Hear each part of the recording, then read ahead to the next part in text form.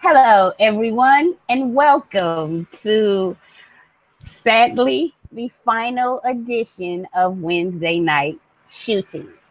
I am Tonya Rodgers here with Andrew M. Swift. And before we get into the show, I would just like to congratulate Andrew for finding a new home for his writing because crime against all of humanity that Andrew is not getting his great writing out there. So you just tell the people where you're at and where they can read your stuff. I am now at 411 Wrestling under the 411 Mania umbrella. I had my first piece published today titled The Curious Case of Ember Moon. A little bit of comparison of Becky Lynch's and Ember Moon's NXT runs, and then going a little bit more in depth on Moon's story and why it's been really strange and doesn't make a whole lot of sense. And on the plus side, it's only like 1,300 words. So if you're used to my epics, like this is a breeze comparatively. So that's good. So be on the lookout for more stuff on 411 Wrestling from me in the coming weeks, I guess. And I can kind of see why it was short because like they didn't do much with Ember, so. Right? Didn't have that much to say. Yeah, yeah, exactly. you didn't have that much source material to draw from. So. Right. Yeah. For all of what am I gonna assess her like context? We were both headed in the same direction there. Her different contact lenses and how they represent her character. Yeah. Basically, just to give an explanation why the show is no more. For me personally, this has been a decision, surprisingly, a long time in the making. Mm-hmm. I've almost quit being a full-time watcher like over the past 2 years, at least 2 or 3 times. Oh, for sure. So I finally made that decision. Like there's nothing to shoot upon if I'm not watching, and I don't want to be one of those people who doesn't watch the product but still criticizes it because I think those people are assholes. So I don't want to be an asshole on the internet just screaming into the void the same narratives that other people spout out. You know how I hate that. So I was just like, yeah, let me just go and get it on out. I love you guys. Thank you for listening. I wish I had the passion, but what little passion that I did have, they zapped it all out of me in the main event of Raw. It was a struggle for a few months, and Andrew knows. I would keep flip flopping like fuck this, and I was just when I saw with Sasha that they really don't see much for her, and it's been decided she's going to be the person to get everybody else over, and I'm just not down for that. She's so much better than to be a utility player, to be a plot device in somebody else's story. She's way better than that. She deserves better.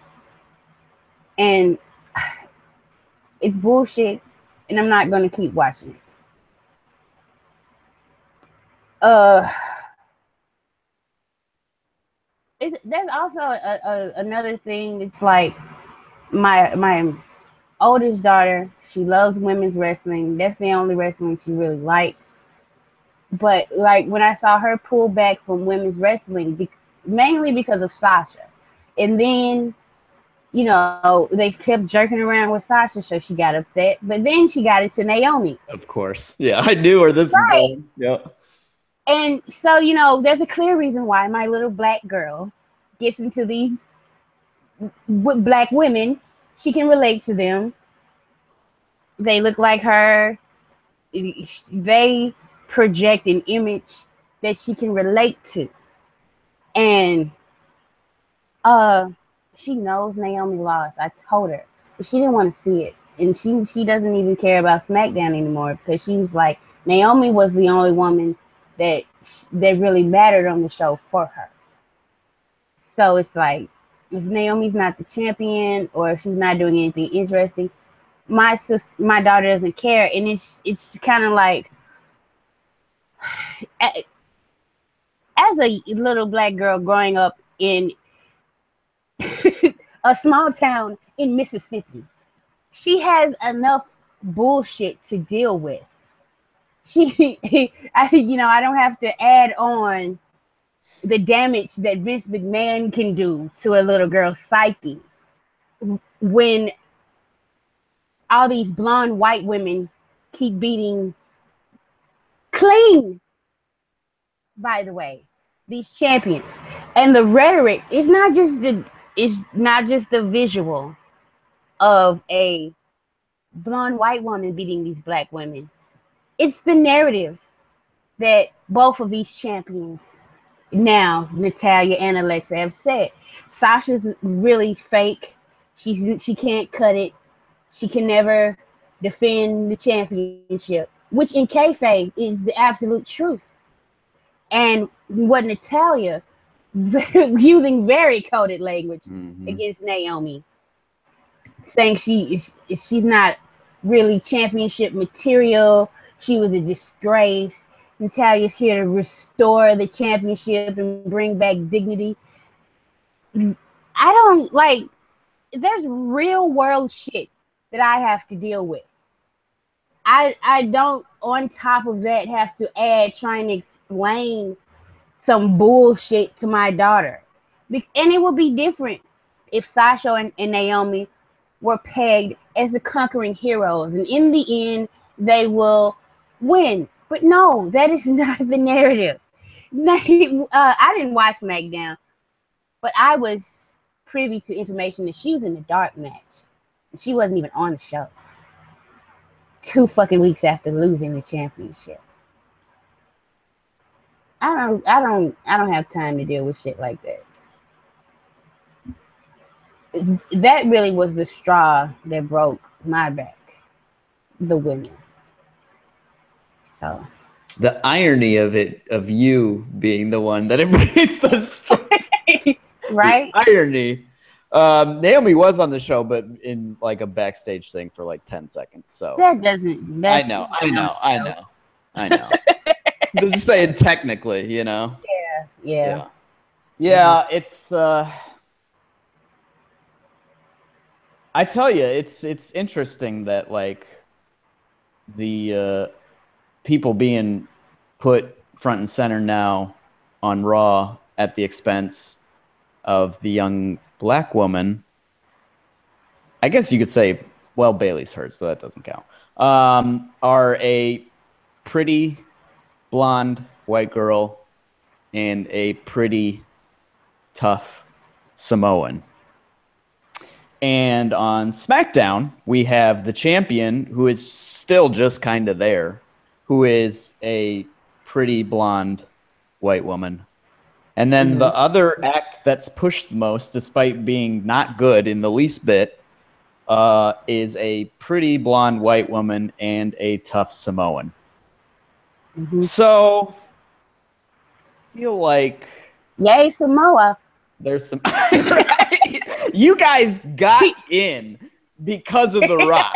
So be thankful. Like you cleared the bar because the greatest professional wrestler of all time was of your heritage. So apparently that's something. Like you got to be the greatest of all time, and then those people are okay and can be. He's also black, damn it. Well, that too. Yeah, that's a fair point. Yeah, very very fair point. I'll just forget that part though. Like, you know. Everybody else has, so yeah. Yeah, right. Yeah, it's very messy, and yeah, like you said, you don't need to add more shit, more psychological issues onto yourself and your kids, and Vince everybody did enough else. to my psyche when I was a right. He is not fucking with my daughter. You gotta protect her a little bit for real. Yeah, it's been a bummer. You know what's funny is when you said the main event on Raw. I was like, what was the main event on Raw? I thought it was like the Roman. I for some reason was like, oh yeah, it was the Roman Cena tag, right? My brain had already blocked me from remembering. I don't like when she hit that DDT. I was just like, you better fucking kick out. He's gonna kick out. And then the referee brought his hand down to 3. I was like, you know what? I'm done. Yeah. That was my thought. And then Nia Jax came out, and I literally did not care. No. What she did. As a matter of fact, I wasn't surprised at all. She went after Sasha. I was like, yeah, there's literally no. It's not like it's been a loose association, extremely loose on TV. Like on Twitter, yeah. Like if Twitter books WWE, I would think, oh, she's just coming out to celebrate with her friend. Mm-hmm. But Twitter doesn't. WWE does. And they are loosely associated. I don't think Nia Jax hasn't even had to help Alexa win anything. Yeah, that's the really annoying part.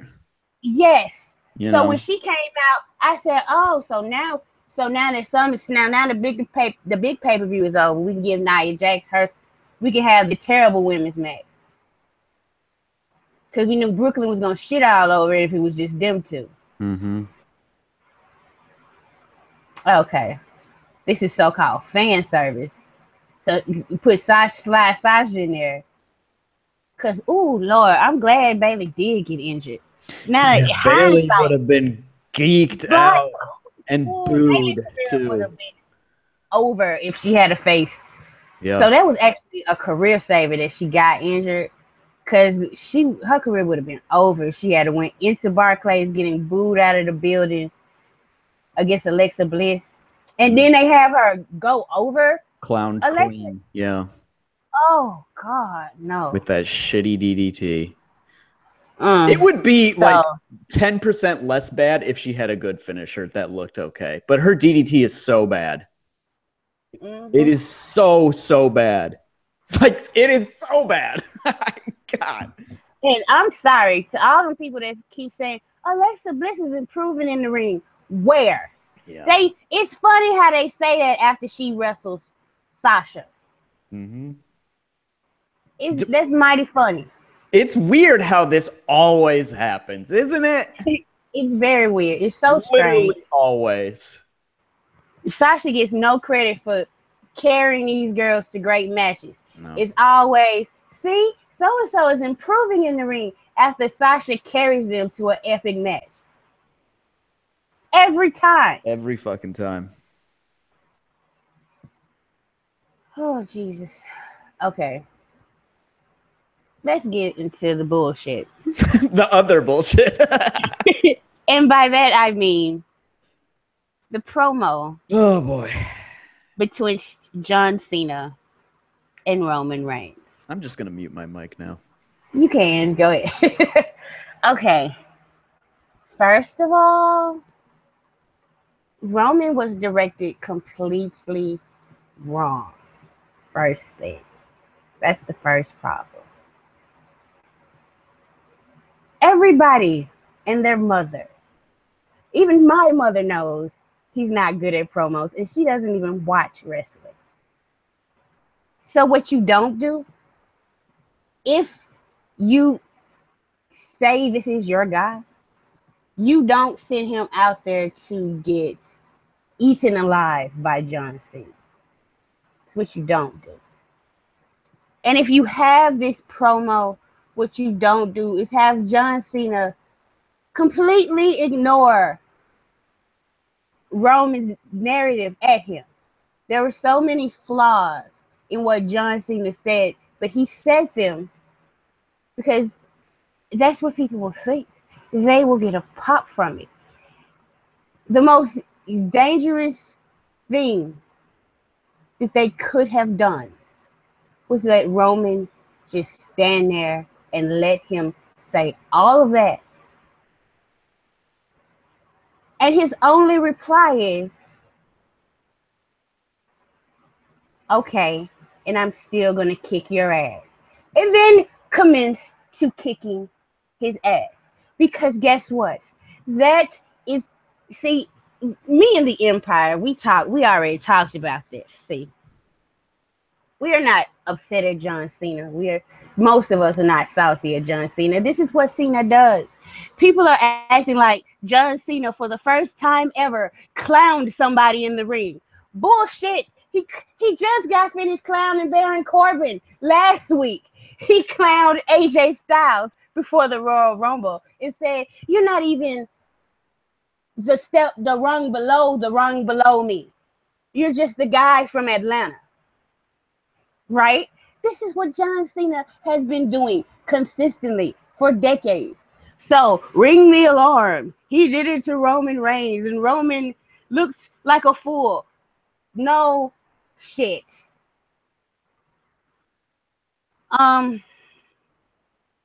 Here are the flaws in what John said. Roman did not blame John for anything.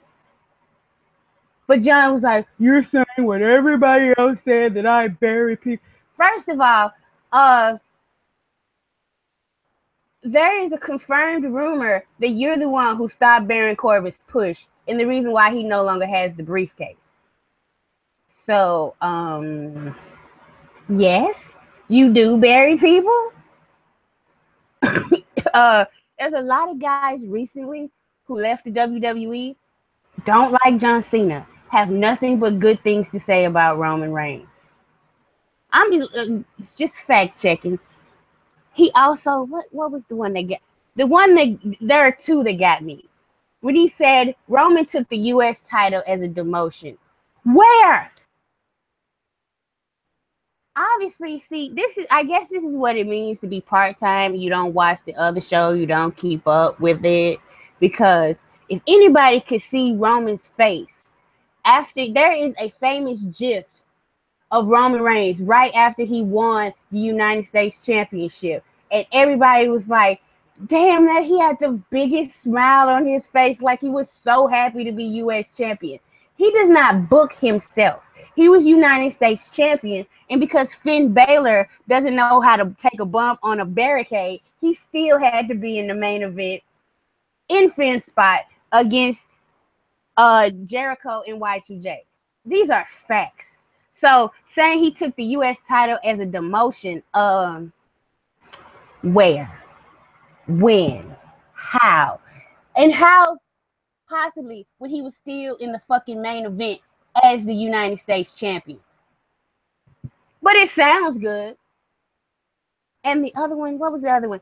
Oh, Roman should be ashamed that Cena is a part-timer. This Lord, this got me.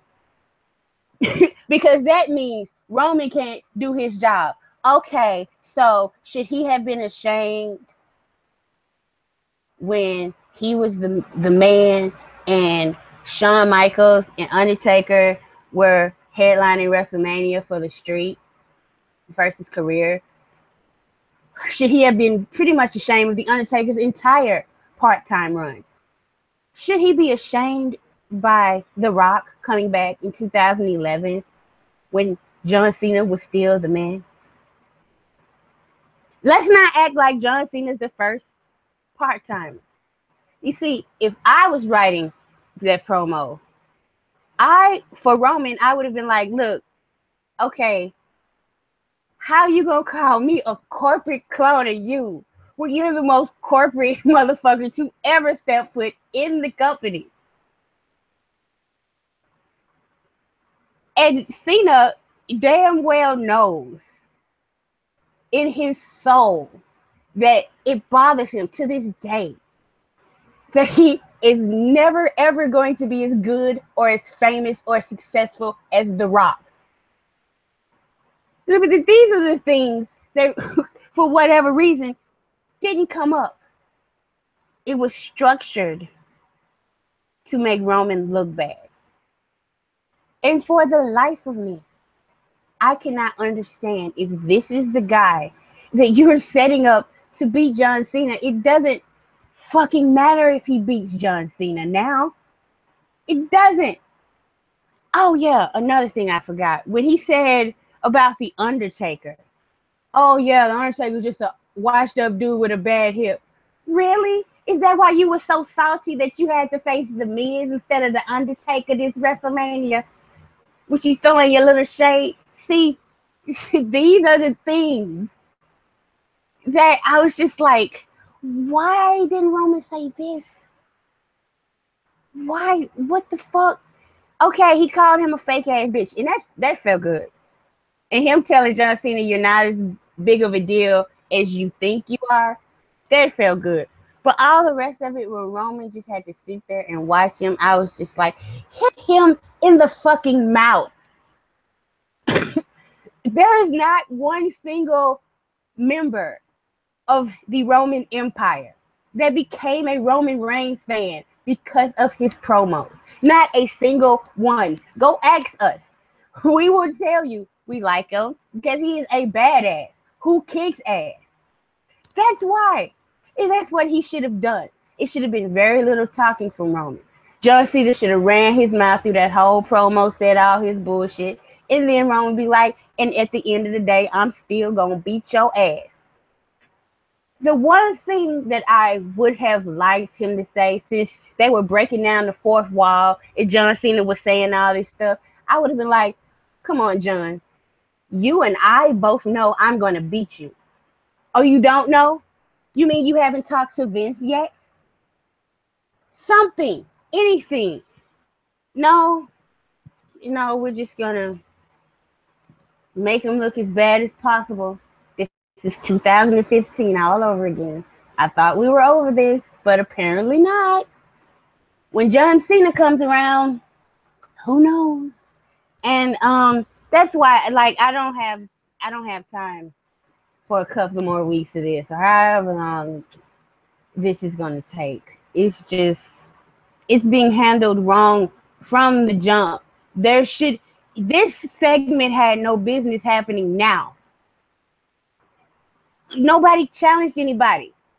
They had a tag team match last week, and Roman accidentally Superman punched him, and now they're having a contract signing for a match when there's no build. And it's just going all meta. And I don't care what all these industry insiders say. Oh, they're working people. They're working people. Obviously they are. Like John Cena, I don't think John Cena actually dislikes Roman. I don't think John Cena is around strictly because Roman can't do his job. The motherfucker loves wrestling. He would still be a part-timer regardless. But the point, like, I'm just sick of all this meta shit. I just want a fucking kayfabe, really. Like, work shoots are fine, but that was not a work shoot. That was like them reading from the internet, straight from Smarks' mouth and shit. So, like, the only thing that would have made it worse is John Cena bringing up Roman Reigns' failing wellness. And that's how I know none of this is real. And hey, we got a couple of more weeks, so ain't no telling. John might bring it up next time. So, long story short, the vision I had for this whole feud that I was looking forward to, they killed my entire interest in one segment because it was done completely wrong. So, I won't be watching that match. All right, Andrew, you can unmute now. Yeah. It felt like late WCW. Like, did it not? Like, yeah, really, it was sloppy and all over the place, and it didn't make sense to me. No. John Cena started by saying Roman is protected, and I was like, protect? Is he using an insider term? Yeah. Yeah. It's inside baseball. You know, we know what it means, but it's not storyline. And to use it in storyline instead of like when you use this sort of quote unquote work shoot material, it's supposed to connect with what has already happened and what will happen. You know, this is the problem we've been saying for I don't know, God knows how long, with Paul Heyman's recent promos, is he comes in and he says stuff that's completely opposite to what we are witnessing on TV. Right. You know, he's like, "Oh, I'm telling you the truth. I'm shooting, blah blah blah." But what he says completely contradicts the storyline that has been built, and it was basically from the jump. You know, like that was it. Like they just leaned all the way into talking about inside baseball shit instead of presenting an actual reason why these two are fighting.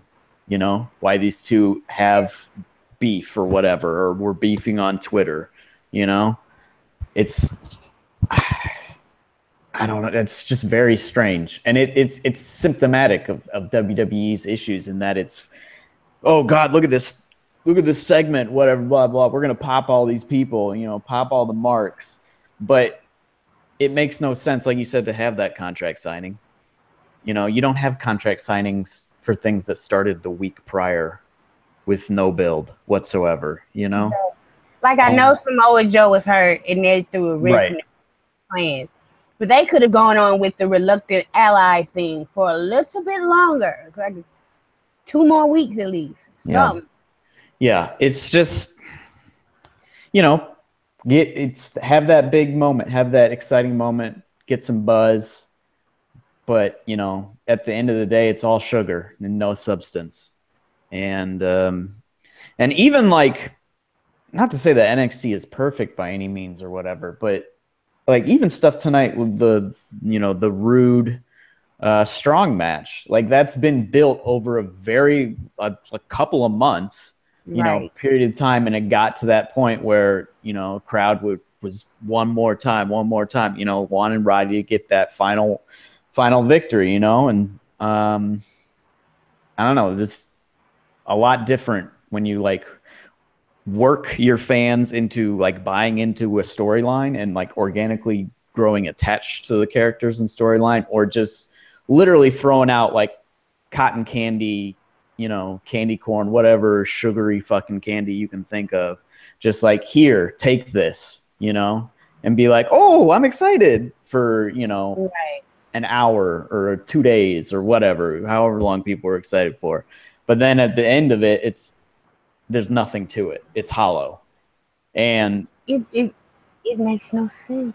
And it doesn't make a lot of sense. And like there are certainly ways that they could build a Cena Reigns match that would touch on these sorts of things. But literally using this as 100% the whole thing was it, you know, it brings to mind the comparison between the, you know, Ambrose and Cena and Styles last fall. Like they used stuff not to this extent, because this was really overt and really like, oh, I looked at did he just say fucking dirt sheets? I feel like he did.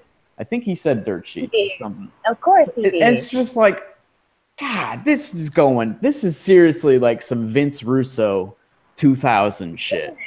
You know, like it's really what it is, instead of building to a moment where, you know, Cena can be like, Stone Cold was right when he called you out on his podcast, you know, like that ties into everything we had seen from Dean Ambrose of the last 2 years, but prior to that, you know, and so that's why that was such a oh shit moment. And then this is just oh shit, and then ... you know. So I don't know. It's very frustrating because this program should be fucking awesome, and knowing that I'll probably still get popped maybe by like some shit like that Roman will come back with, you know, on Monday. I'll be like, oh, that was hot, but like there's nothing lasting to it. And it's I really did like when he called him a fake ass bitch. Fake ass bitch, yeah. I could do without the whole. I could do without them like using bitch all the time as the word to, you know, be like, oh, this is edgy or whatever. Like that's, I don't know. Yeah, well, you can't. I could go with that. Say, like a fake motherfucker. You really, yeah. I know, if only. Can't you fucking bleep it out? You got censors people like on it. It's on like a 10-second delay or some shit. Say shit whenever he wants to. Right? Seriously. Fake ass motherfucker would be so fire. We would be having a different conversation, probably.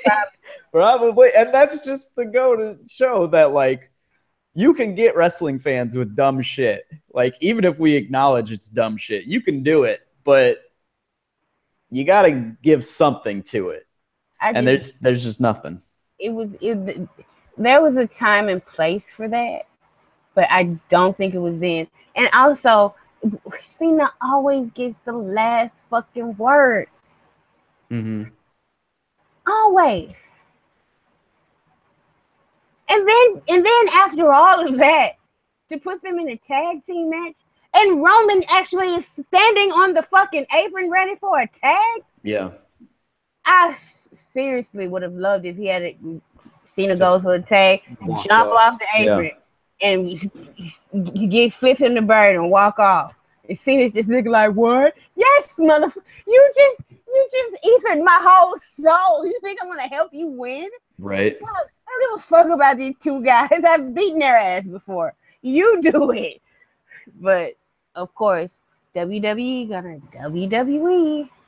That's why I can't. They have managed in 2 weeks to fuck up Cena Reigns. And this has no business at a B pay-per-view like No Mercy. They could have done something. I know. So Samoa Joe's supposed to be out for 4 weeks. That's just a month. God damn. You couldn't have held off? Did something else? And this is on top of my annoyance that Braun was not even on the show with zero explanation, and Brock was there. Everything I know about Braun Strowman's character is weird as fuck that he did not show up when Brock was out there talking his shit. That is un-Strowman-like. You see, it's hard for me to get invested in anybody because week to week, their characters just do whatever the fuck. There's no consistency with the characters at all. And it's just like, because when I saw Brock, I was definitely expecting Braun to come out there. But nope. Just have Paul Heyman talk for a long time about Diddley Squad, and then have Brock completely negate Paul's purpose by taking the microphone. Hey, he doesn't need him. But hey, if Brock, at least Brock gets his friends employed. Good guy Brock, keeping Paul Heyman relevant. Right? Yeah, seriously. One of the most interesting things about that Cena Reigns segment is that, and a line that would have been like one of the most incredible comeback lines on John Cena that's ever been used. Roman Reigns should have said, when he was talking about some fourth wall bullshit, Roman Reigns should have been said, you know what, John? You are not CM Punk. Ooh. And that would have been fucking fire. Because that's what, like, John Cena was playing the CM Punk role in that fucking segment. Talking about fourth wall, breaking the fourth wall and all this shit. Like, we have come up with better comebacks to John. John Cena could not get me on the microphone. Ooh. Period. He couldn't. I want to see this now. I mean, we're never going to, but oh man. Because he'll start talking in that black accent, and I'll stop him like, hold. First of all, please stop acting like you from the hood. Yeah. Please drop that ghetto accent that you do when you want to show you serious. Oh, now it's time to put on the John Cena fake thugonomics voice. Cut it out. We've all seen Total Divas and Total Bellas. You are a square asshole. Stop it. Unless you're acting on that show too, huh? Vina, shout out to Vina, because somebody asked Roman Reigns what he does Tuesday, Wednesday, and Thursday. And his response was, he's loving on his kids. And Vina responded, Cena cannot relate. And I was like, Even Vina can eat the John Cena's ass. I'm like, shit. Roman needs to crowdsource his goddamn promos. Right? Fuck whoever backstage giving him pointers. Listen to your fans, goddamn. Yeah, Roman, my DMs are open. You can slide in anytime. I will give you some shit. I will give you so much material. Yeah. So much good material that connects and, and matters and builds on all those prior promos that John Cena has been in, This motherfucker with his hustle, loyalty, and respect and all that bullshit. When you was first coming out as a fake ass rapper saying hip hop limericks and shit, it wasn't rapping. It wasn't. There were poems, limericks, whatever the fuck they were. It was not rapping. Shout out to his cousin for writing the lyrics and teaching him how to rap on his theme song. Oh, I got plenty. And I was just holding it all in because I know everybody was expecting me to burst on Twitter, but this is what I expect. I don't expect when you always expect the worst of a company. It's like, what even fucking for? Why am I watching this? These people are so talented, but I cannot sit here any longer and continue to see talented people get wasted. Because it's all about the brand before all. But then you'll have something like Southpaw Regional Wrestling, which puts WWE main roster to fucking shame, and it's a spoof of a wrestling company. Couldn't you say the same thing about WWE, that it's a spoof of a wrestling company? But see, Southpaw is a spoof of like a bad wrestling company. Yeah. WWE is like a spoof of like a sanitized, homogenized wrestling company, and it's a niche product trying so very hard not to be niche.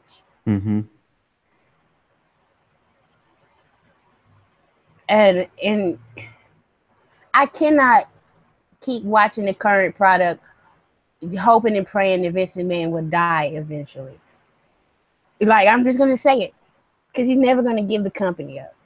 And I know it's bad but I was just sitting here like, this motherfucker, Vince McMahon, there is no wonder Vince and Donald Trump get along so well. And the more that Trump is president, the more parallels I see between him and Vince, and I cannot fucking stand it any longer. I cannot.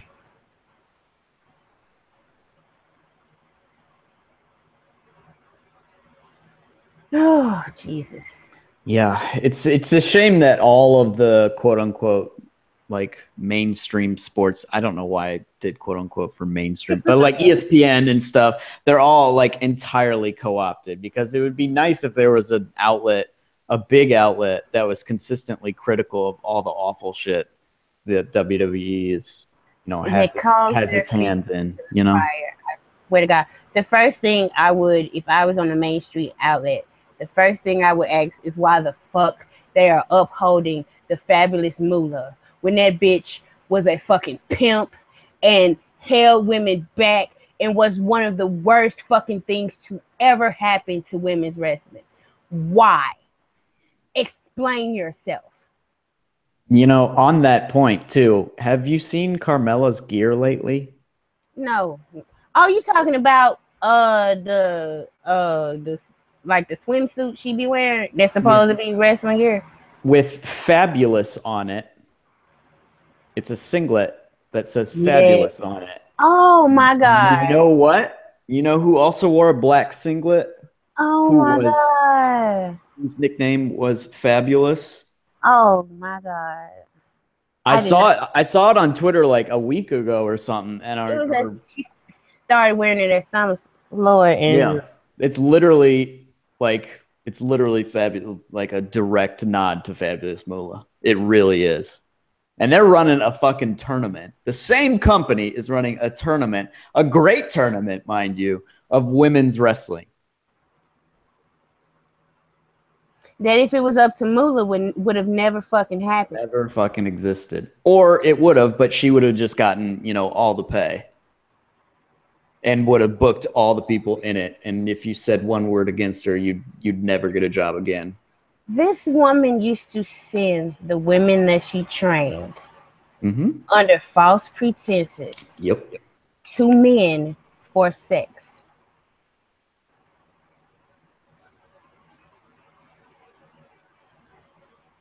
Pat Patterson still works in the company. He's a fucking child molester. And she's called a spade. The fucking child molester. And he got away with it. Because Vince protected him. Just like he protected Jimmy Snuka when he killed his girlfriend. And it's just like the worst things I've heard about Triple H pale in comparison to the worst things I've heard about Vince McMahon. And the worst things about Triple H are not good. They're not good. They're not. Oh, yes. Speaking of, kind of sort of related, the Rockers, Shawn Michaels and Marty Jannetty, there was a shoot going around of Brutus the Beefcake Barber, Hogan's homosexual friend, or whatever they are to each other. And he thought this was hilarious. That the Rockers used to take these pills and put them in women's drinks, and they would knock them out, and they would just do whatever they wanted to. But apparently, not for sexual purposes.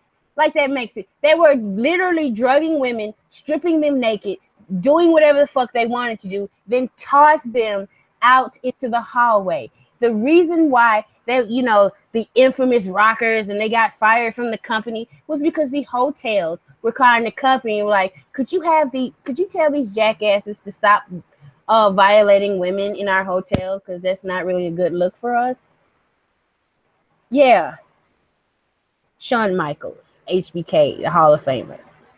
And this shit is coming out because have you heard about what Sexy Star's deplorable ass did this weekend? Oh yeah. When she purposely hurt Rosemary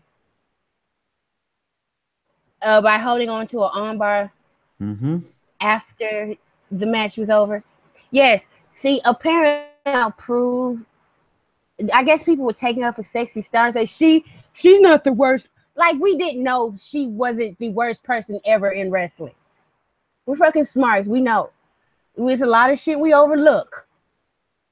But the point, it's kind of like, yeah, I may have raped 2 girls, but he killed 3. You're both fucked up.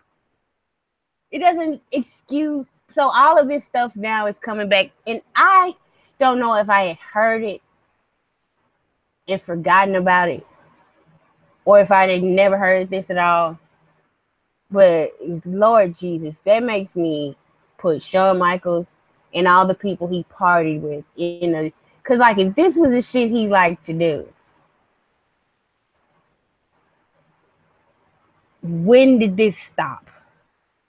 Like I have so many questions. Yeah, when does a serial rapist stop being a serial rapist? Right.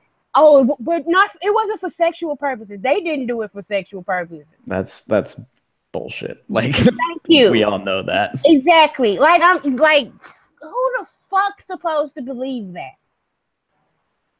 So whenever you hear an old time wrestler talk about how soft these new wrestlers are and how the boys aren't the same, they're talking about this shit. Okay? They're pissed off that people like Xavier Woods is in the fucking business, making it a better place. Shout out to Edge and Christian, who came into the business, refused to be druggies and womanizers, and said, no, we like comic books and video games, and we're just gonna stay in our lane and be decent human beings. We're not gonna let this business, quote unquote, change us. And the business didn't change any of those fuckers. That's what the fuck they wanted to do. I am so glad, in hindsight, something changed between Eddie Guerrero and Chris Benoit passing. That inside the business itself, in general, a lot of those motherfuckers said enough of this. And thank God that a guy like CM Punk was in the WWE and took a leadership role and was a straight edge and was not for that shit. You can say a lot of shit about CM Punk, but you cannot say he is like a bad human being. He's an asshole, but a lot of people are assholes. He went from woman to woman, but it was all consensual. He was in consenting relationships, and who gives a fuck how many women he consensually had sex with. But so these are the type of things that I once again find myself questioning why the fuck I even participate and watch, because even though the wrestlers now are not doing these things, because if people say allegedly, come on now, Enzo could not stiff a fucking stripper without it being all over Twitter. You think they're drugging women and throwing them outside of hotels in the social media age and getting away with it? No. Thank God for social media in that case. Oh, just the people that run it, Vince and all his cronies backstage, they are still fucking terrible fucking people. And while some of the wrestlers are making a very good living, most of the women, that's why it irks me with the argument of who started the women's revolution. You know who started? Stephanie, as a marketing tool. So when anybody gives Stephanie the credit, they're right. She did start the women's revolution because it's a marketing tool and it's a ploy to make you think. If we say the word revolution enough, maybe they'll believe us.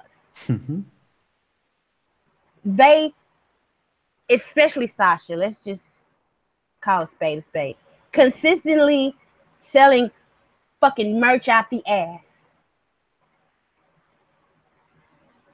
pulling in ratings, pulling in mainstream attention. I bet you if every wrestling fan looked at her contract and compared it to fucking Kurt Hawkins' fucking contract, they would be ashamed and appalled. Because I bet you money he's getting paid more than she is. Why? He has a dick. That's the only reason. Yeah. Two things on that. Matt make the good point in the thread. Sasha's a monster because she doesn't give out autographs at airports. Which is, you know, and then adding to that, there was a little bit during the sexy star story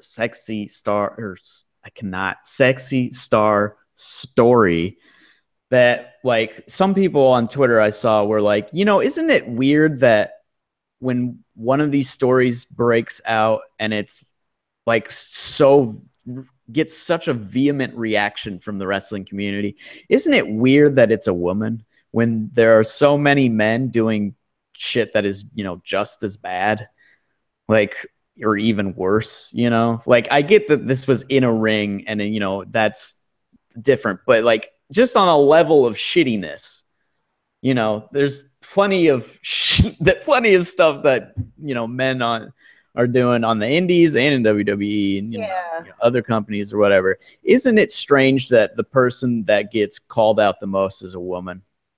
Yeah, it is.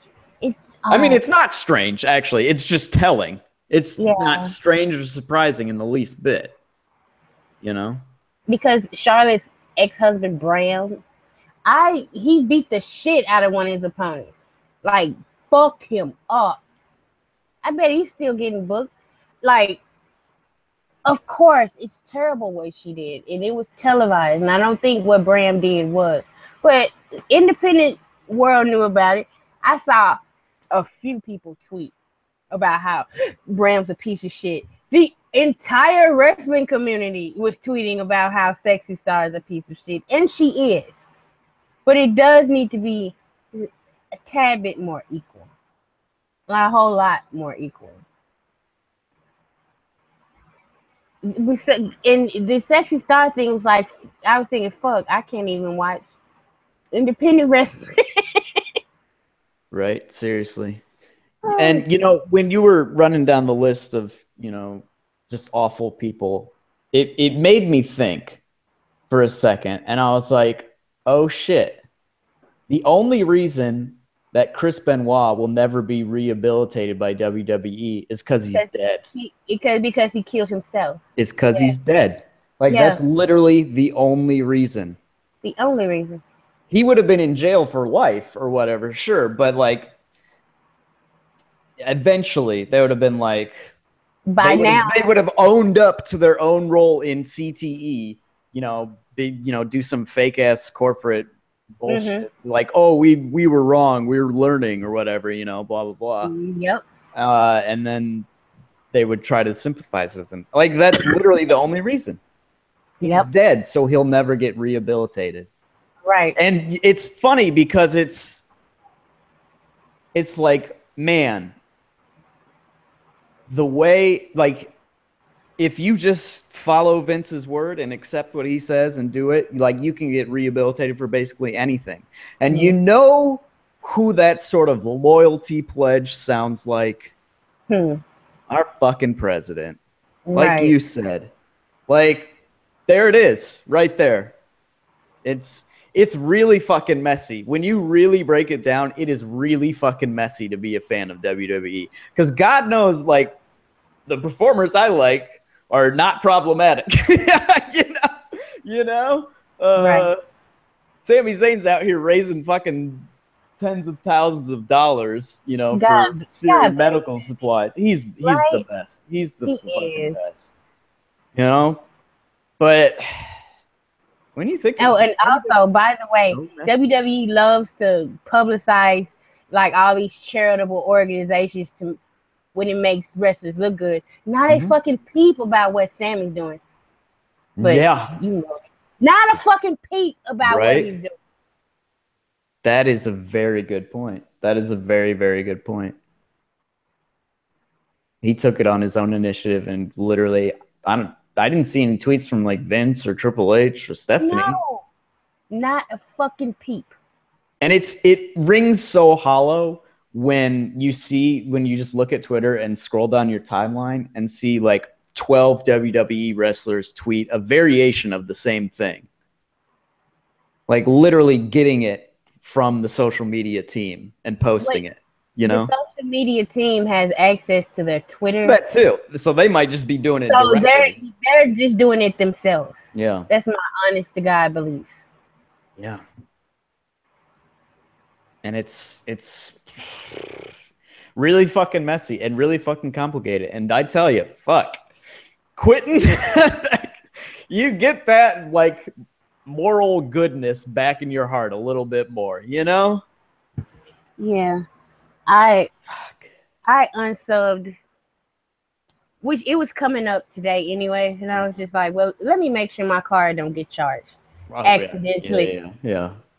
So I went and unsubbed Monday after Sasha Live. And I didn't have to post it or none of that. It's just, it is what it is. Fuck this company. Like, at least if you're going to have all these problems, at least push one motherfucker I like. One. Just, I have a few that it'll be cool if you just did right by them. No? Well, fuck you then. I cannot do this anymore. I can't just keep coming every week and tell y'all how fucked up this company is and being angry and fantasy booking my own shit. Like, it's the point I can create an entire fucking wrestling organization separate from WWE if that's the case, with completely original characters and completely original storylines if that's the case. I don't need to be watching their shit and seeing how I can improve upon it because it only makes me frustrated. And I don't watch fucking entertainment to be frustrated. Oh, Jesus. Yeah, and that's why last week when I said when you get those moments, hold on to them, dearly. Mm-hmm. And that's so funny because it's like, yeah, that was the great moment I had and kind of like a thing I've wanted to see for 2 years. And then literally a week later it's over, But it's like they can't take away that moment of me walking through the concourse of Barclays with like my hands in the fucking air, just saying out loud to no one in particular, Sasha Banks won the title as I walk out onto Flatbush Avenue. Like they can never take that away from me. So like they'll give you some little tidbits and some good shit every once in a while and just hold on to that shit for as long as you can. Like that's really, really only thing you can do. And I wish it were not the case, but it really, really is. Like they will dampen and cheapen your moments. They definitely will. They have already done it for this one for me. So you just got to double down on remembering that feeling that you had, and where you were and what you were doing and when you get your good thing in wrestling. Like just hold on to it tight as you fucking can because it will not be there for very long. And it was so ironic on Monday that I've been like using my Chromebook lately, so I had to like re-log into the network, like log out and log back in or whatever. So for some reason, like WWE like network automated email account thought I was like unsubscribed from the network or something. So Monday they sent me an email with the subject of "Don't quit, be legit," with a big picture of Sasha Banks, and it's like, click here to complete your subscription. Literally on the day that you take the title from her and cheapen the moment that I had a week, literally on the same fucking day. And I'm just like, that was. I replied to that. I'm just like, I hope somebody is doing this as a rib. Like, and that's actually, I would appreciate it. It's shitty, but I would at least appreciate it on that level. I thought it was funny because after you tweeted that, I had like not 5 minutes before had unsubbed. Unsubbed, yeah. That's why I thought it was funny. I was like, really? Really? Shout out to Max in the thread, who is actually posting. Sasha apparently makes 225K. Let's see who makes 300. Primo, Connor, Victor, Curtis, fucking Axel. Why are any of those guys making more money than Sasha Banks per contract? Now, I'm not saying they're getting paid more because obviously Sasha Banks is selling merch. But according to CM Punk, you get like 10 cents for every fucking shirt you sell. So, and people were like, yeah, well, you made $1 million. And he was like, I should have made 10. People coming at CM Punk because of money. Shit, he is fucking beat the fuck up. Do you wonder why he went to UFC and made that big ass payday just for getting his ass kicked for a couple of seconds? Because that money he made in that one UFC fight, and trust me, UFC is not what it do. But it's bad if UFC is paying him more than the company that he helped keep afloat for years.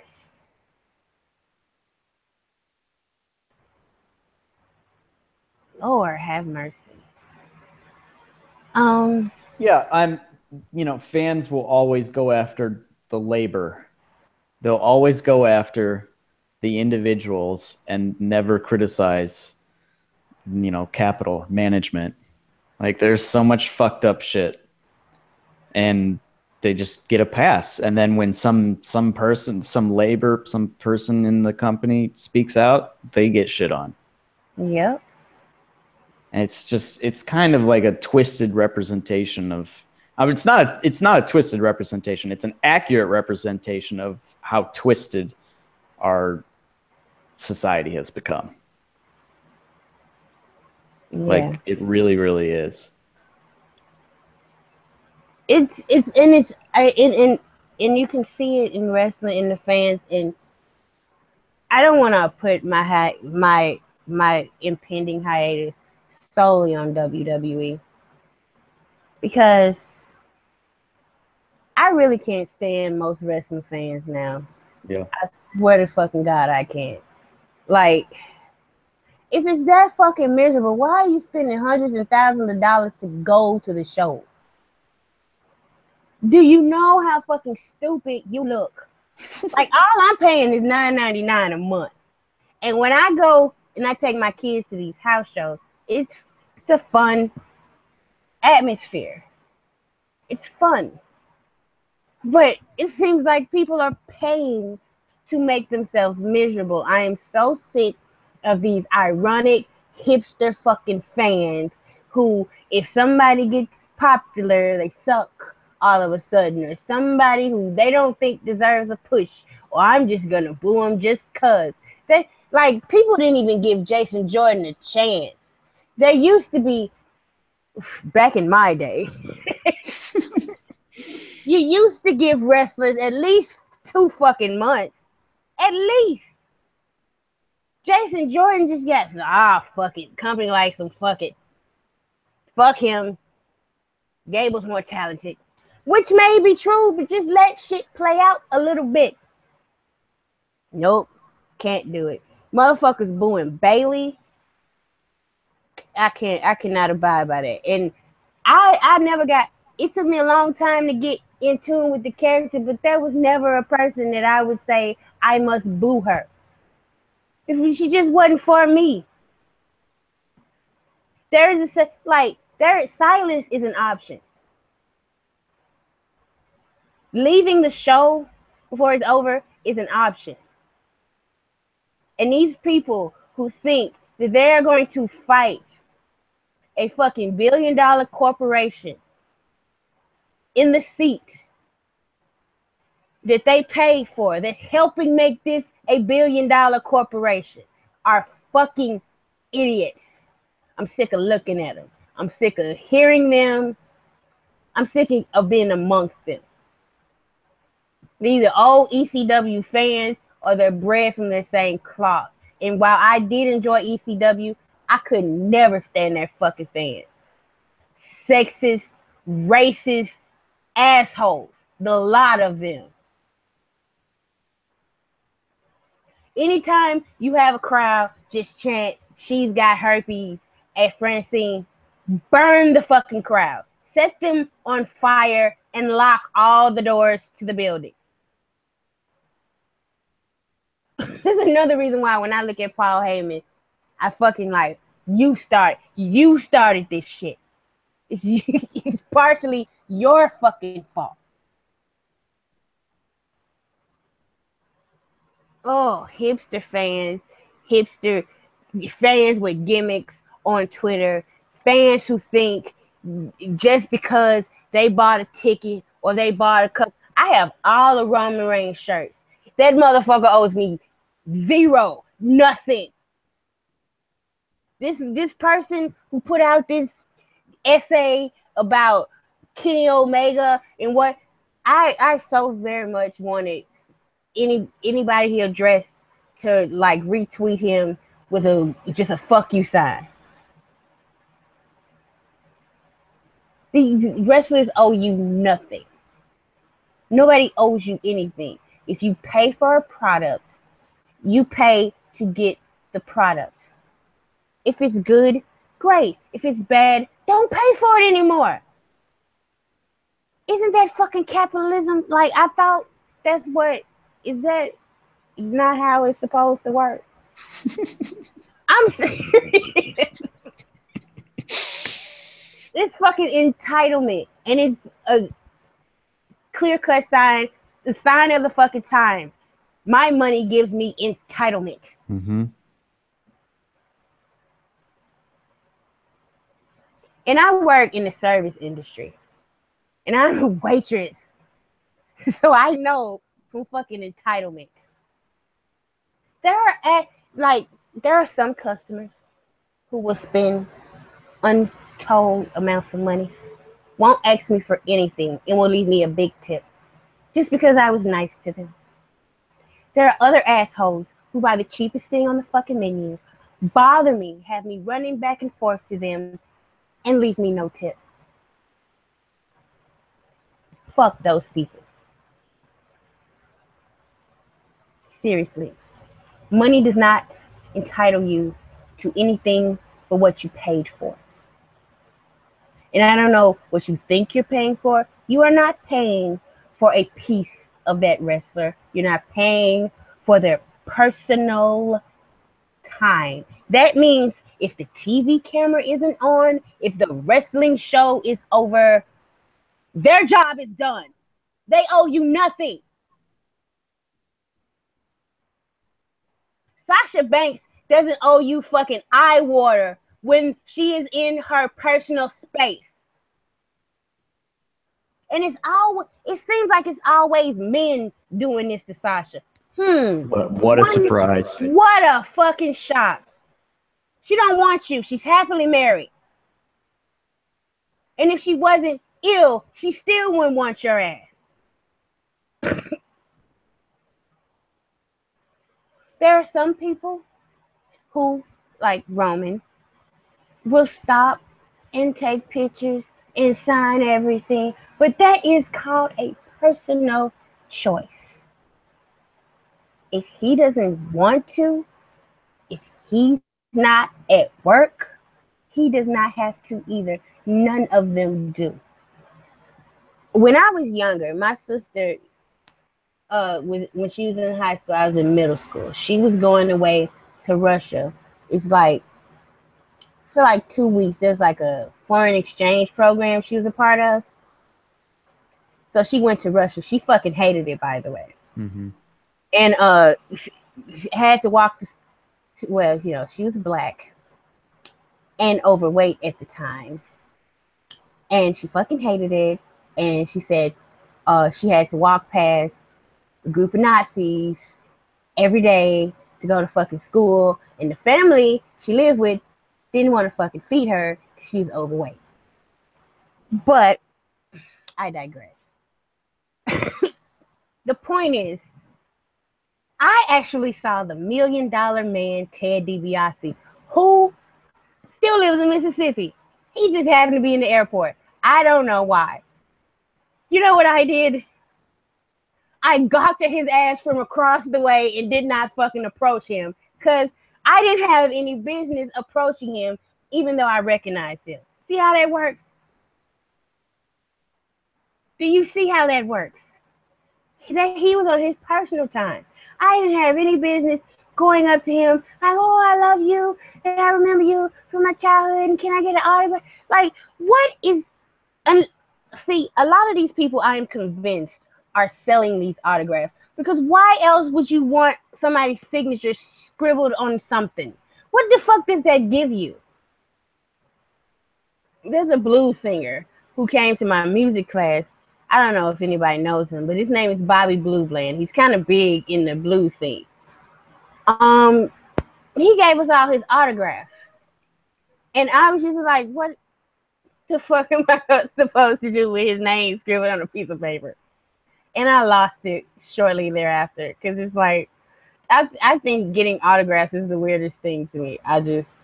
Maybe I'm wrong, but unless you plan on keeping that and hoping it gets value to sell it, I don't know why you would want anybody's autograph. I don't.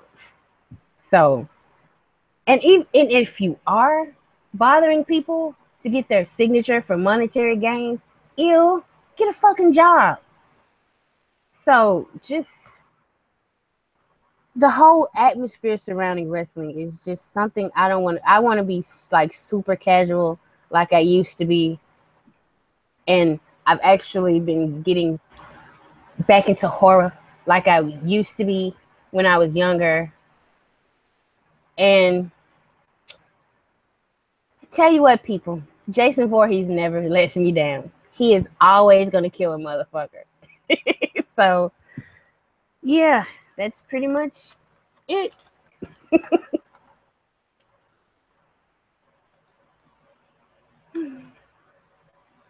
Yeah, if you're anything other than like a kid, Like, you Right. should not be asking for an autograph. Like, you can totally see a little kid, oh my God, I watch you on TV, you're my hero. You know, like, whatever. But, like, yeah, like you said, what are you going to do with a fucking name scribbled on a piece of paper, on a fucking napkin or some shit? Just have your moment. Just be like, holy shit, I'm seeing this person. That's cool. And then just Right. go about your life, you know? Like, just go about your life. Just see them and be like, wow, that's really neat. They're just like me. They're at a bar after SummerSlam. If you see them, Right. just be like, that's fucking cool. And then just go on. Right. They're all normal people. They all take a shit and have to wipe their ass just like the rest of us. They just happen to entertain you. And I don't know if people are familiar with the picture "A Time to Kill," but it was filmed in my town, and there are still some places that are made like that were changed for the movie that are still that way. We have a museum here. Now, I happen to think Matthew McConaughey is one of the best looking white boys I have ever laid my eyes on. And it just so happened one day I was walking to the local store and I saw Matthew McConaughey and Sandra Bullock, who I also love. And they were just standing around shooting the shit. I don't even think they were shooting that day. I think they were just seeing the sights, and it wasn't much to see in Canton. So hopefully they left town and went to a bar or something, because there was not much to see in Canton. But I actually saw them just hanging out, and I was just like, wow. Didn't run up on her. I was just like, they're so cool. I think they went to our local donut shop and got a donut and coffee or some shit. But it was just like a cool moment. But I didn't bother them, because even at like age 14, I realized like they're normal people. They're having their time. They don't want to be ambushed by anyone either. But that was, now that I think about it, that was kind of fucking cool. I also saw Kevin Spacey. They were like, they were shooting like a courthouse scene, and I actually went as one of the spectators to see the filming. But yeah, I saw Kevin Spacey too.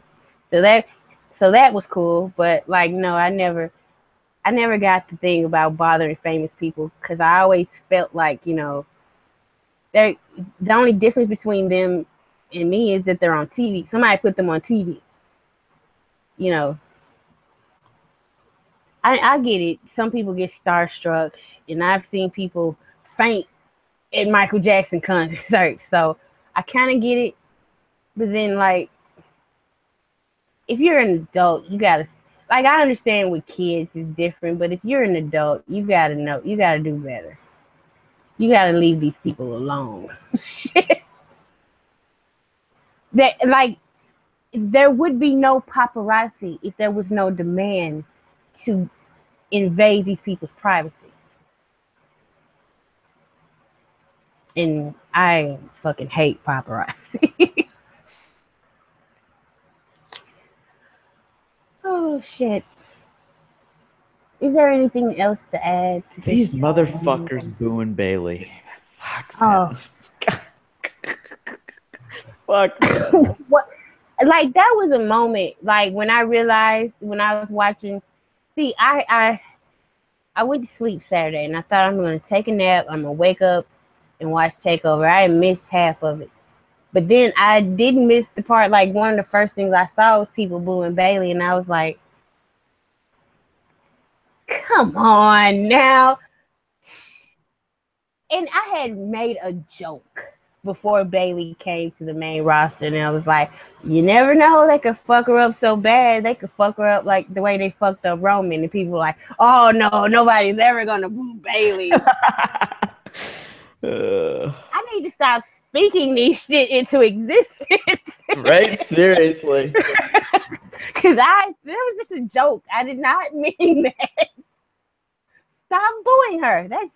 That's wild.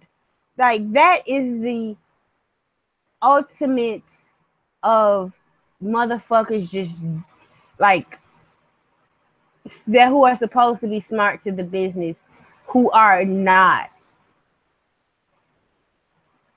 Why would you? The only thing that's different is her booking. And don't tell me these motherfuckers at Brooklyn did not see her in NXT. Don't lie to me like that. They weren't the same motherfuckers in those purple I'm a hugger shirts 2 years ago. What?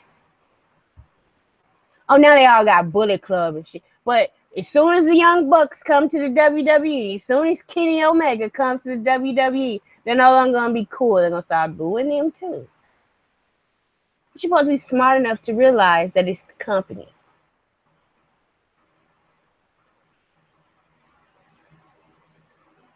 The Hardys, which I did want to touch on that. It kind of seems like they did need to be broken. So I was wrong on that. I will take back what I said because the nostalgia has worn off. I know Jeff, and you could tell the nostalgia is worn off because Jeff Hardy won that battle royal, and they're pretty much saying, "Okay, Matt, can you come up with another broken gimmick or something? We about to dump your ass," which is crazy. The narrative that Jeff is better should have ended like 10 years ago, at least. At least. Matt is so clearly the better professional wrestler at everything. But I don't know. Jeff does high spots. That's right. That's literally it. He does high spots. Yep. He is a spot monkey. So, yeah. Lordy, we have said some shit. Yes, we have. We have said some shit tonight. I had to get it all off my chest because I may never get this chance again. Whew. That's a depressing thought. Yeah. It's like the passion to mark out. Like I was thinking that the whole SummerSlam weekend, like what did I really mark? Other than Sasha winning, what did I mark out for? Like I watched like the main event, the beef on beef, and everybody like, oh, it's so great. And I agree, it was a great match. But it was just like, for me, it was just like, this is all for naught. That's all I thought. They're doing all of this for nothing. Do you want to hear? That's sad. Yeah. It's sad. You know, you're not, after a great match like that, you're not like, yeah, that was good, but it's pointless. You know what I mean? Do you want to hear a dirty secret? What? I still have not watched that match. And I mean, like, I probably will at some point, but you know, I do understand because, as I just said, great match, but it's pointless. Means nothing. Just like I'm sure Braun Strowman and Brock, probably another great match is gonna mean nothing. I need some soul. Like there's no soul in WWE anymore. Nope. And even though I wasn't like the biggest Daniel Bryan fan, like even when he comes out and when he addresses the crowd, it seemed like he was the soul of WWE, and they don't have a soul anymore. And goddamn it, Sasha was trying her fucking best, but they believed in Daniel Bryan more than they believed in fucking Sasha Banks. Oh, that's fucking depressing as shit. Because they definitely did not believe in Daniel Bryan like they should have.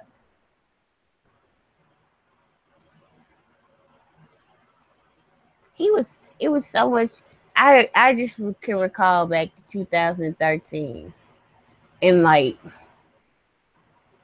I used to watch 2000, go back and watch a random 2013 Raw, and I can't even bring myself to watch that anymore. Pressing. I can't even watch old Shield stuff anymore. I can, like, I used to, like, at least once a month. Oh, let me check out this Shield mattress, this Shield prom. I cannot even watch the fucking Shield anymore. That's how fucking bad it's got. The group that brought me back to watching every week, I cannot stand to watch them anymore.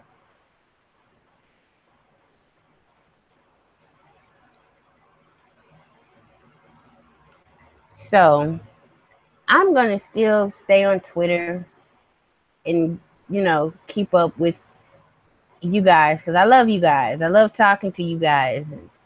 You banter about something, I'll retweet you or whatever. I'm not saying I'm gonna just completely stop watching, but it's gonna be a couple of weeks. Like, I did not even turn my TV to SmackDown yesterday, and my daughter noticed it. She asked me like a few hours ago, like, did I still like wrestling? And I was like, yeah. She was like, well, you all usually always watch SmackDown, but you didn't watch it yesterday. And I was like, yeah, I'm not feeling it like I used to, baby. And she was like, I know, because it's getting boring, right? My baby. I love my baby. That's perfect. That is perfect. But, like, overall, yeah, I'm over it. And if the current direction continues, I cannot. I give zero fucks about Brock Lesnar. People are like, oh, he's so great. All I see is an overpaid hot air balloon. He's good. I don't think he's great. I never thought he was great. And he certainly doesn't warrant all the money that he gets from WWE. And then the production values have gone down. The recycling the same old sets. It's nothing new and visually exciting. They don't even have fucking pyro for him anymore. So he just does his arm thing to nothing. Like, he just has to do the arm thing. And I was like, jackass, you don't have pyro. Stop doing that. It only accentuates the fact that you do not have pyro. But he's so great. But he's not smart enough to stop doing the arm thing. That's like Batista coming out. And he used to do like he's shooting a gun thing and all the pyro. And he just still does the shooting the gun thing and no pyro come out. You look like an asshole and a jackass wrapped in one. Please stop doing that.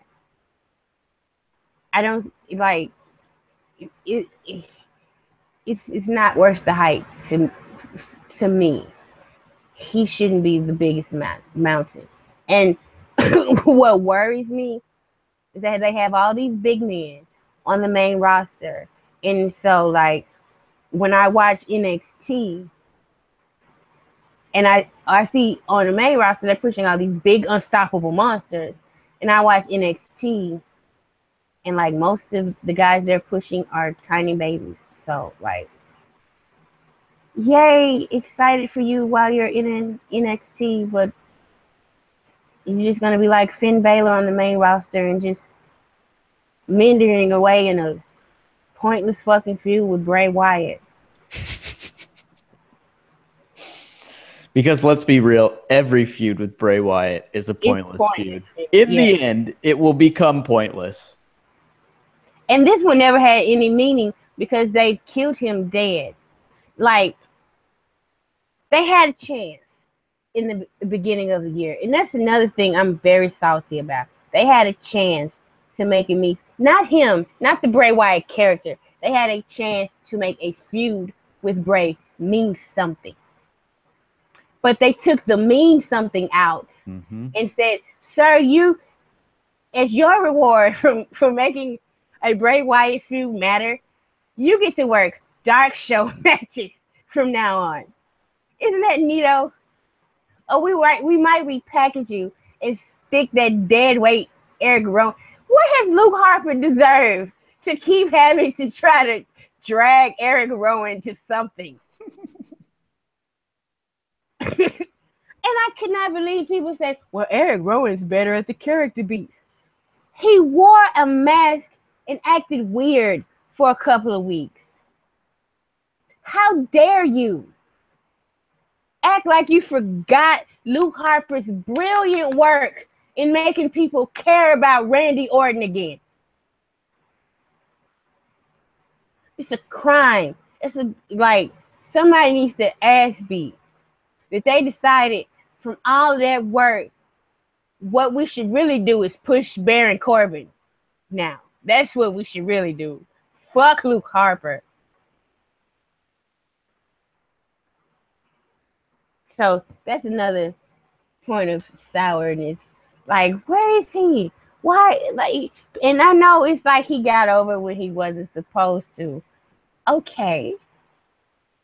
But they took him completely off TV. I guess they couldn't risk it. He was getting double chanted with AJ Styles. We gotta do something. We have to do something about this. This was not in the plan. And then they served up not one, but 2 turd sandwich Bray Wyatt versus Randy Orton matches. 2 of them.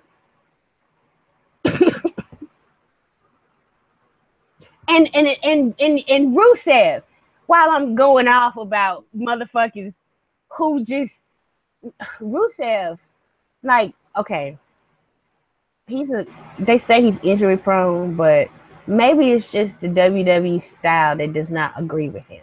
I don't know. I'm not sure. What I am sure of is that he will work a more lax schedule in the indies. He will make a shit ton of money and be fucking over day one wherever he works. You know what else I'm sure of? He wouldn't have to play the evil, generic foreign guy, which has plagued his career from the start. He is so much more than that. He is so much more talented than that. And all we know about his character is that, one, he's a fucking misogynistic pig, and he's from Bulgaria. In all the years he's been on the main roster. It's bullshit.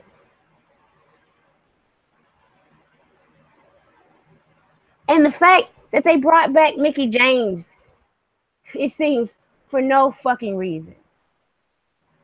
And Emma, how they jerked her around. Like, how many weeks was Emma coming soon? Oh, she's injury prone. Yeah, okay. That's what you keep saying. But maybe it's the style that they're working. And WWE house show style is boring as fuck. Boring as hell. Like, we give KO a lot of shit for slapping on a headlock. But I guarantee you, damn near every fucking heel, for some reason, has to work a hold. That's why I love seeing when Roman wrestles heel. Because he never puts on a hold. He works body parts and never puts on a fucking hold. Imagine that. There's different fucking ways to wrestle. And the fucking cruiserweights. Oh my. Like, when the Cruiserweight Classic was going on, and then they were like, oh, well, they're going to have a belt. And I was like, oh, that's great. They're going to give NXT another belt. And like, what? Wait, no, it's going to who? Where? I'm like, nah, this is not going to work. And then the rumor came out that they were telling the Cruiserweights to tone down their style. And people were like, well, that's because of injuries and blah, blah, blah. I'm like, okay, but no, one, no, it's not. And 2, how are we to distinguish the cruiserweights from everybody else if they're fucking wrestling like everybody else? Anybody know that? Like, it should be mat-based cruiserweights. Sure. But like Jack Gallagher in the CWC was brilliant. The way he would work holds was just, I fell in love. And they brought him on the main roster, and somebody must have told him, you know that great fancy hoe, don't do any of that. You know what we're gonna do for you? We're gonna give you a fucking umbrella. Good luck, kid. And this is just in the past year of the shit I'm thinking. Like, I can go back further, but this is just the past year of missteps that they've done. James fucking Ellsworth being a thing way longer than he needed to be a thing. I know he's cute. He pops some of you, but he is, in my opinion, hurting the women's division. People pop for him. They still don't give a shit about Carmella. And yes, that's nice. Maybe they will never give a shit about Carmella. But you know what they should do for wrestlers who are better talkers than wrestlers? Let them fucking talk. When is the last time Alexa Bliss had a long in-ring promo? Anybody know? It's been a minute. Since they made that bullshit "This Is Your Life" Bailey thing and it flopped. Oh, yeah. That is not her fucking fault. That was going to, like, the only person who it wouldn't have flopped with was The Rock, but that's because The Rock has some magic aura about him where he can, like, smell the air for 15 minutes and people, like, jack off all over themselves because he's special. Nobody else could have gotten that over. So Carmella was starting to get over. If they had just kept letting her talk, she would be fine. And I'm not talking about with the briefcase and all that controversy. I'm talking about when she first turned heel. She was starting to get a little bit more than grumblings. She was starting to get a little bit over. Nothing. They kept putting her on the back burner. I'm trying to think.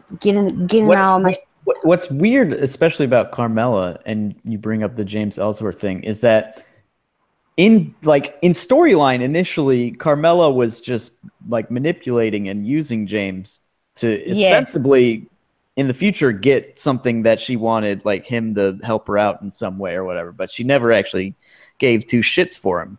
Like, that was how the story started, for weeks and weeks and weeks. That was the shit. She was annoyed by him, but she kept him around because she knew one day he would come in handy. So, once they had that terrible fucking finish at Money in the Bank, what they should have done is not strip Carmella of the briefcase. They should have kept the briefcase on Carmella, her give that promo that she gave on the following SmackDown, which was really good and getting heat, and also have her kick James Ellsworth to the fucking curb, which would also get her more heat because people pop for that dude.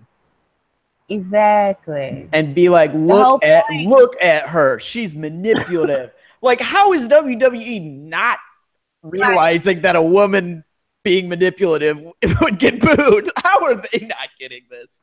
Of all the people, Right? Exactly. Like, seriously, that is classic heel shit right there. And playing into some ugly stereotypes, but it would get booed, like, for real, And it would have given a female performer a potential, avenue to break out and become something. Exactly. But no.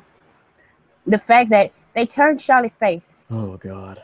So ultimately, they could push fucking Tamina. What else came out of the push Tamina and Natalia's terrible ass. I'm sorry. And this is not because she beat Naomi.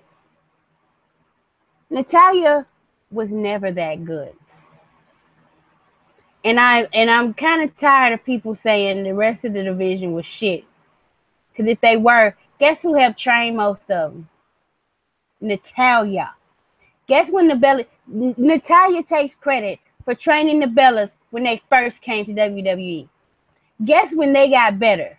When they started asking their men to help them wrestle. Yeah.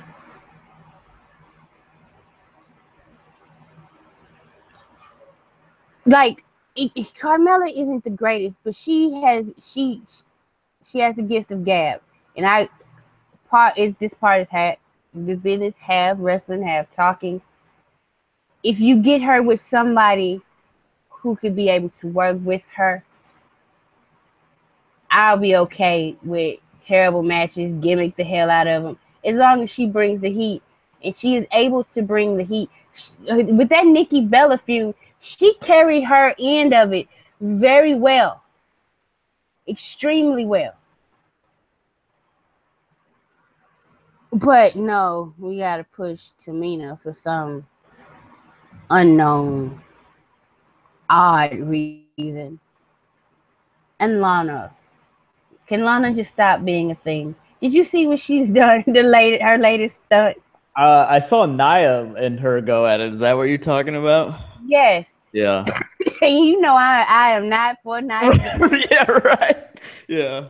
But Nia posted, and like I'm not gonna shit on her for posting this because it's true. I'm sure she was told, don't do this, this is the wrong path. And she's saying, basically she's saying, they said I'd never make it, but now I'm getting pushed. Pretty much. That was her post. And here comes Lana trying to make it about her. And Nia read her for fifth. She's like, you turning this into one of your crazy Lana things. Girl, please stop it. And I was like, oh, on this day, I am a Nia Jax fan. Maybe not any day forward, but on this day, I am a Nia Jax fan. Just because, Lana so obviously does not like wrestling. I don't know why she's trying to act like she do. Please go find your passion and pursue that. I guess whatever else she really wanted to do isn't going to pay her over $200,000 a year.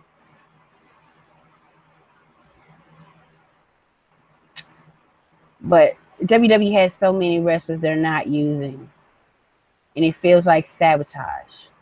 Why the fuck is Chris Hero not a part of any fucking narrative on NXT that I've seen?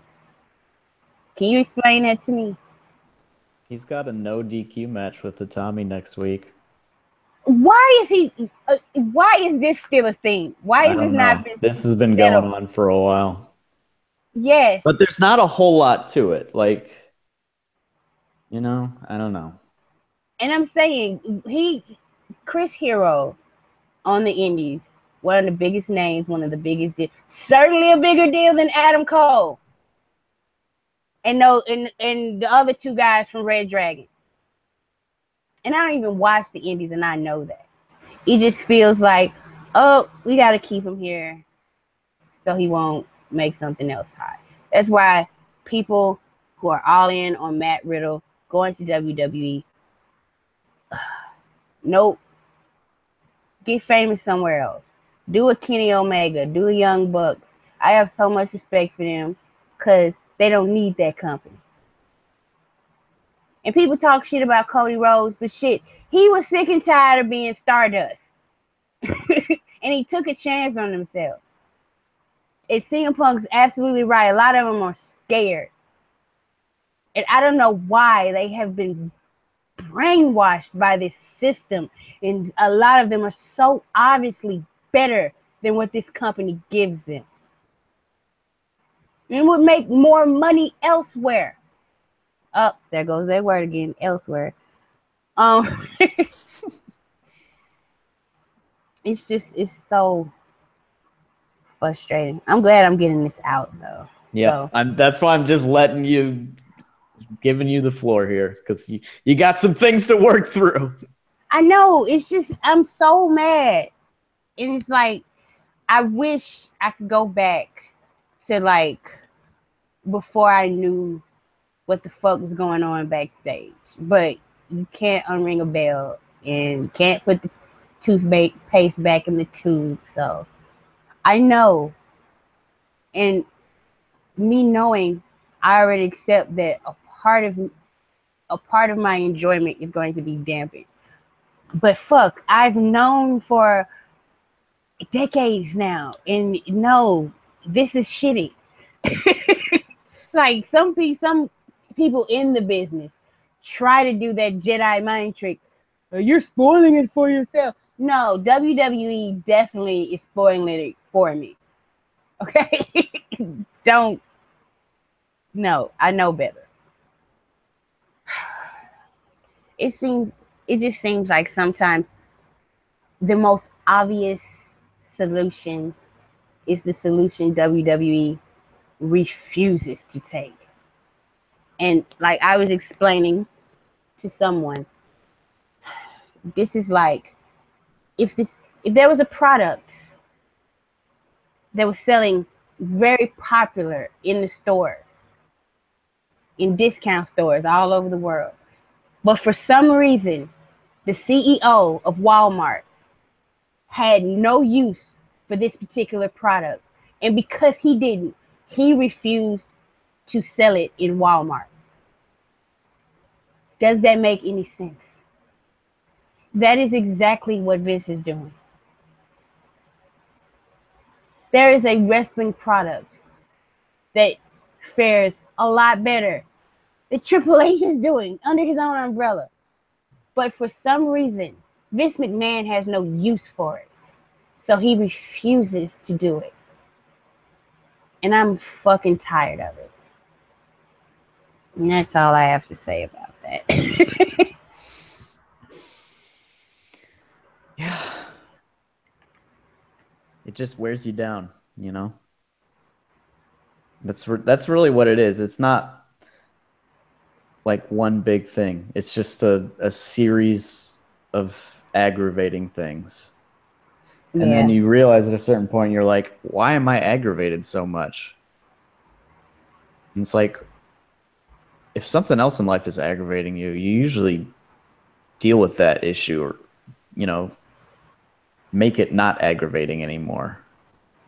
The only way to do that as a fan is to turn off the TV.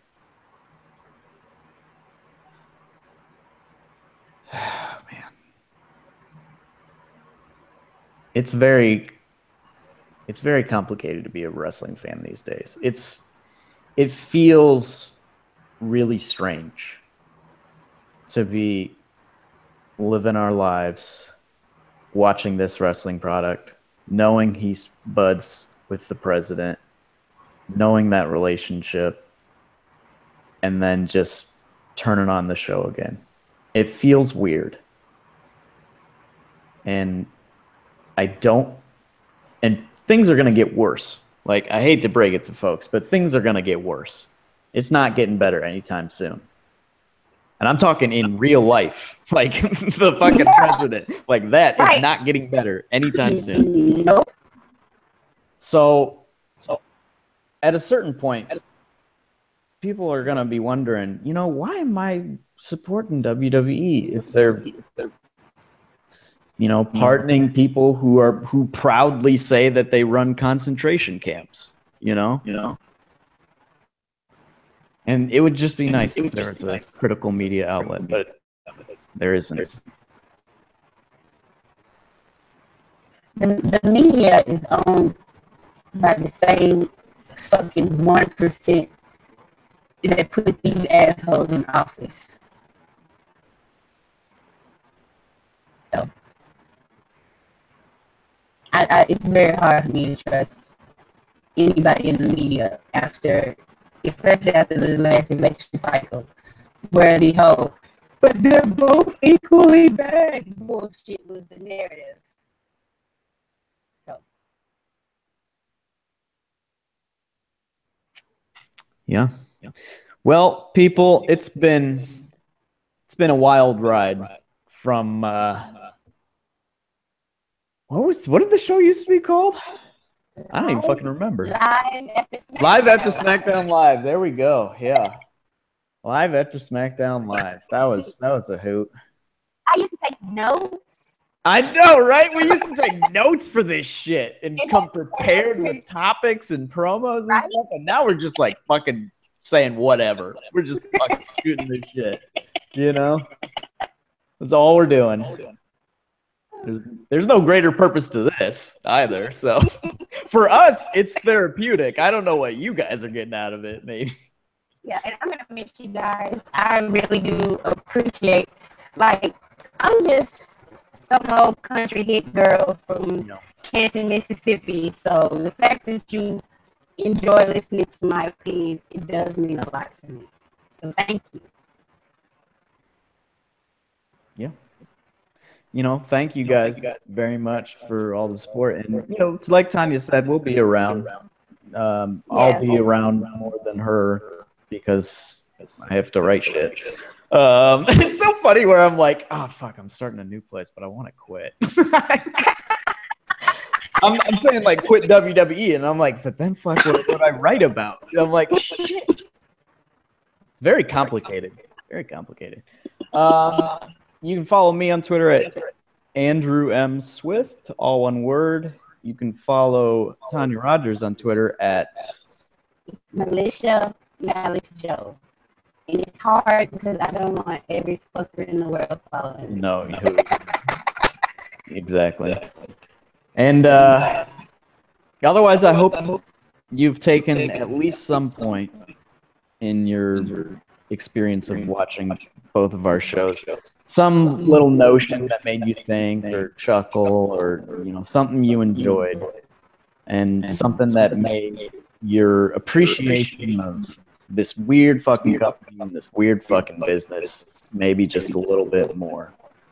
And other than that, you can go hug yourself.